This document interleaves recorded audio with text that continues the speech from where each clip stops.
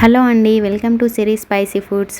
ఈరోజు దొండకాయ ఫ్రైని ప్రిపేర్ చేస్తున్నాం అనమాట. మనం లంచ్ ఆర్ డిన్నర్లోకి ఏ పప్పుకి ఇంకే మిగతా కర్రీస్కి కాంబినేషన్కి ఇలా మంచింగ్కి దొండకాయ ఫ్రై చేసుకొని తింటే చాలా బాగుంటుంది. మనం వేడి వేడి రైస్లోకి చపాతీలోకి కూడా చాలా బాగుంటుంది. ఇలా తప్పకుండా ఒకసారి ట్రై చేయండి. ముందుగా అయితే దొండకాయలన్నిటిని ఇలా ఒకసారి వాష్ చేసేసుకొని మనం కట్ చేసేసుకోవాలి. ఈ షేప్లో అయితే మనం కట్ చేసుకోవాలి.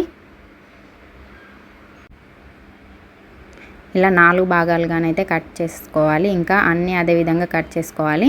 మనం పప్పు కానీ ఇంకా ఏదైనా కర్రీ ప్రిపేర్ చేసినప్పుడు ఓన్లీ పప్పు రైస్ అలా తినడానికి మనకు అంత ఇష్టంగా ఉండదు కదా. ఇలా దొండకాయలు ఉన్నప్పుడు మనం ఇలా ఫ్రై చేసేసుకొని తింటే మంచికి చాలా బాగా టేస్ట్ వస్తాయి. అలాగే మనం ఇష్టంగా కూడా లంచ్ ఆర్ డిన్నర్ని చేసేయవచ్చు అనమాట. ఇంక ఇప్పుడైతే ఒక కప్పుతో శనగపిండిని తీసుకున్నాను. ఇంకా మళ్ళీ అదే కప్పుతో రైస్లోని బియ్యం పిండిని తీసుకుంటున్నాను. ఇంకా టేస్ట్ సాల్ట్ కూడా వేసేసుకోవాలి.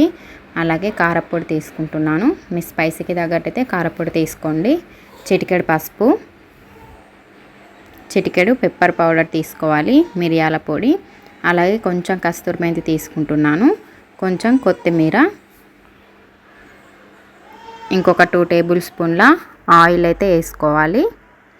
ఇక్కడ ఆయిల్ యాడ్ చేయడం ద్వారా మనం ఫ్రై చేసుకునేటప్పుడు అయితే ఇవి ఎక్కువగా ఆయిల్ పట్టుకోకుండా సింపుల్గా రెడీ అయిపోతాయి అన్నమాట. ఇంక ఇప్పుడైతే వాటర్ ఏం పోయకుండా ముందే ఇవి వేసుకున్నవన్నీ ఈ దొండకాయలకు పట్టేలాగా ఒకసారి బాగా మిక్స్ చేసేసుకోవాలి. ఇప్పుడు ఒకసారి బాగా మిక్స్ అయిపోయిన తర్వాత అప్పుడు కొన్ని వాటర్ యాడ్ చేస్తూ కలుపుకోవాలి. కన్సిస్టెన్సీ అనేది మనకి చాలా గట్టిగా ఉండాలన్నమాట. అప్పుడే మనకి క్రిస్పీగా వస్తాయి. సో ఇలా కొన్ని వాటర్ యాడ్ చేస్తూ అయితే కలుపుకోవాలి. చూడండి, ఈ విధంగానైతే ఉండేటట్టు చూసుకోవాలి. ఇంక ఇప్పుడైతే ఆయిల్ అయితే డీప్ ఫ్రై కోసం ఆయిల్ పెట్టేసుకోవాలి. ఇంకా ఆయిల్ అనేది వేడిగా ఉన్నప్పుడు వీటిని వేసేసుకోవాలి. కొంచెం తగలనీయకుండా వేసుకుంటే మనకే తీసేటప్పుడు ఈజీగా ఉంటుంది. సో అలా తీసేటప్పుడు ఈజీగా ఉండడానికి తగలనీయకుండా చూసుకుంటే సరిపోతుంది. ఇంకా అన్నీ వేసేసుకొని లో ఫ్లేమ్లోనైతే వీటిని ఫ్రై చేసుకోవాలి. మనం ఎంత లో ఫ్లేమ్లో చేసుకుంటే అంత క్రిస్పీగా వస్తాయి. లేదంటే హై ఫ్లేమ్ పెట్టేస్తే మనకి మెత్తబడిపోతాయి. సో మనకి మంచింగ్ కోసం కాబట్టి రైస్లోకి కానీ దేంట్లోకైనా తినడానికి అలా క్రిస్పీగా ఉంటేనే చాలా టేస్టీగా ఉంటాయి. కాబట్టి మనం ఇలా లో ఫ్లేమ్లోనే వీటిని వేయించుకుంటే చాలా బాగా క్రిస్పీగా వస్తాయి. ఇంక ఇప్పుడు కలర్ అంతా ఇలా బాగా ఫ్రై అయిపోవాలి. కలర్ అంతా బ్రౌన్కి వచ్చే వరకు మనం ఇలా ఫ్రై చేసేసుకొని సర్వ్ చేసేసుకోవడమే. చూడండి, ఇంకా ఫ్రై అయితే అయిపోయింది.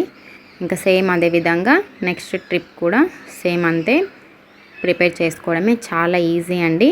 మనకి వెరైటీగా అలా దొండకాయలు ఉన్నప్పుడు డైలీ దొండకాయ కర్రీ అలా ప్రిపేర్ చేసుకోవడమే కాకుండా ఇలా అప్పుడప్పుడు ఇలా ఫ్రై చేసుకొని మంచికి తింటే చాలా బాగుంటుందన్నమాట.